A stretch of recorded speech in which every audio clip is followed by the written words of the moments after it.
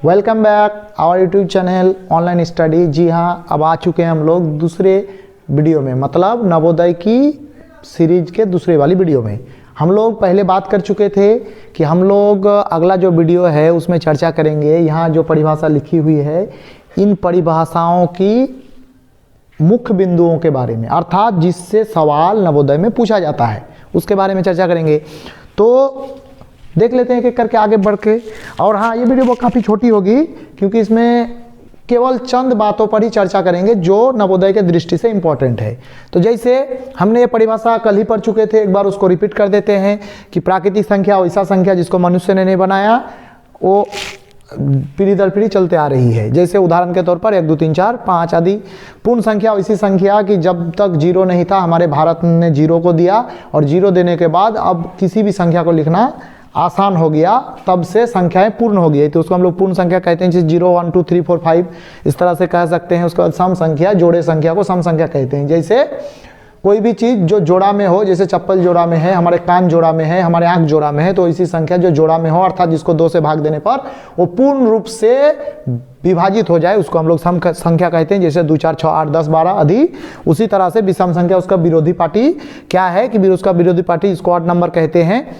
ऐसी संख्या जो 2 से पूर्णतः भाग ना जाए, जैसे 1 3 7 5 11 13 उस तरह से, तो वो विषम संख्या कहलाती है। भाज्य संख्या वैसी संख्या को हम लोग भाज्य संख्या कहेंगे जो खुद से और एक के अलावा किसी दूसरे संख्या से भाग जाए, उसको हम लोग भाज्य संख्या कहते हैं।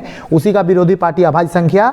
अभाज्य संख्या क्या है कि जो खुद का माने खुद और एक के अलावा किसी दूसरी संख्या से भाग ना जाए, उसे हम लोग अभाज्य संख्या कहते हैं। इसका हमने परिभाषा और एक को बताई थे कि जिसका 2 से अधिक गुणनखंड हो उसे भाज्य संख्या, सिर्फ 2 गुणनखंड हो उसको हम लोग अभाज्य संख्या कहते हैं। अगला 7वां नंबर जो परिभाषा है, परिमेय संख्या वैसा संख्या जो p/q के रूप में हो। p/q का अर्थ होता है अंश और हर के रूप में हो, अर्थात जो p/q के रूप में हो लेकिन जिसका q 0 ना हो, अर्थात जिसका हर 0 ना हो, उसको हम लोग परिमेय संख्या कहते हैं। रेशनल नंबर उदाहरण के तौर पर हम लोग देख लिए थे 1 2 3 4/5 6/7 8/9 4.5 0.1 आदि। इस तरह से हम लोग उसको लिख सकते हैं। अपरिमेय संख्या उसका विरोधी पार्टी इरेशनल नंबर, जैसे √3 4.72 ये सब जो कि p/q के हो या ना हो उससे फर्क नहीं पड़ता है, लेकिन जिसका q 0 होने पर ही वो अपरिमेय कहलाएगा। तो उस तरह से हम लोगों ने इन सारी परिभाषाओं को पिछले वीडियो में कर चुके थे। अब जो इस वीडियो में हम लोग करेंगे वो है इस सभी परिभाषाओं के माध्यम से जो इम्पोर्टेंट सवाल पूछा जाएगा उनके बारे में। तो हम लोग एक एक करके आगे बढ़ते हैं। जैसे हमको क्या क्या पूछ सकता है कि सबसे छोटी प्राकृतिक संख्या या फिर सबसे छोटी संख्या। तो अगर सबसे छोटी संख्या की बात करेगा तो वो होगा 1, और सबसे छोटी प्राकृतिक संख्या भी 1। दूसरा क्या पूछ सकता है कि सबसे बड़ी प्राकृतिक संख्या। तो सबसे बड़ी प्राकृतिक संख्या अनंत, मतलब उसका कोई अंत नहीं।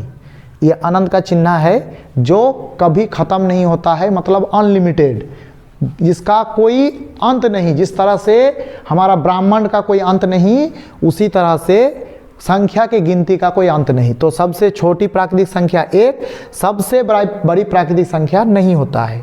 आपको पूछ सकता है इस तरह सवाल।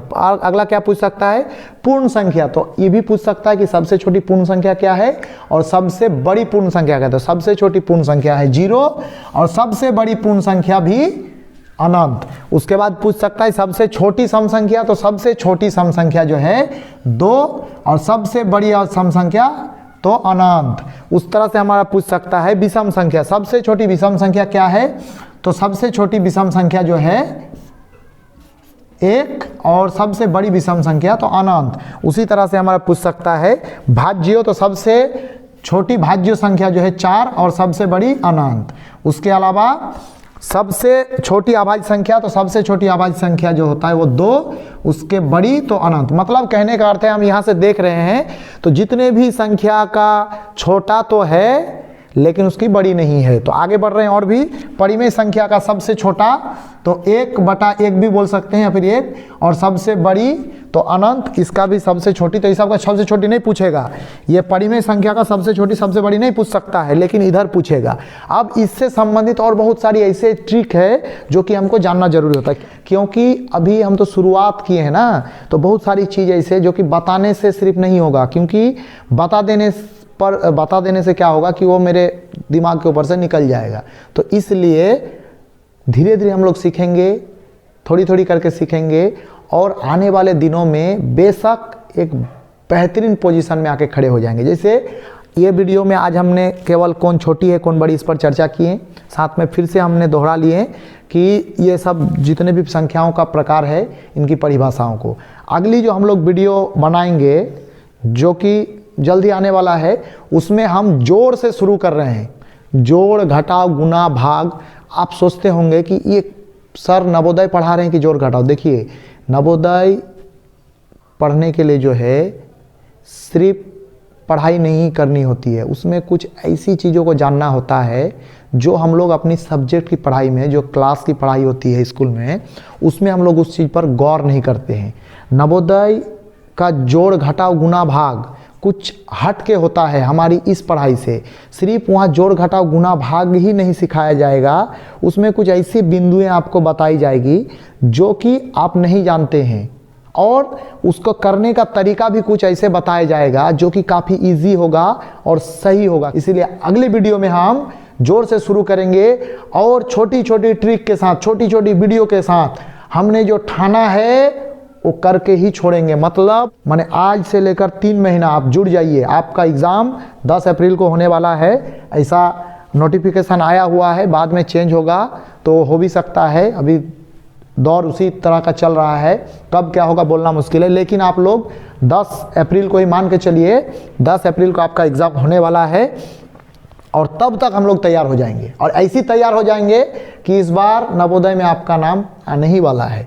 तो अगले वीडियो का इंतज़ार कीजिए। अगले वीडियो में हम जोर से शुरू कर रहे हैं। चलिए अगले वीडियो का इंतज़ार कीजिए और हाँ, सब्सक्राइब करके बेल घंटी को दबाना ना भूलें ताकि सभी वीडियो आपके पास तुरंत पहुँचे और आप तुरंत उसको देख सकें।